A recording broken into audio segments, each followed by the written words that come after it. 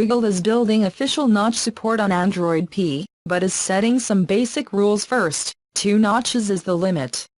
In a blog post for developers, the product manager of the Android user interface, Potoski, wrote that Google is working with the partners of the devices to demand some requirements for purposes of application compatibility. Between them there are limits in the notches.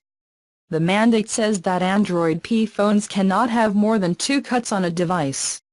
Only 1 notch per side is allowed, and notches are only allowed on the top and bottom edges, not left or right.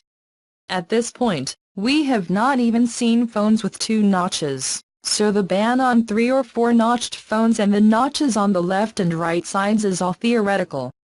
But the switch to notched phones seemed to happen overnight, so setting some restrictions before things change should be useful to ensure that applications continue to work correctly in these strange new screens.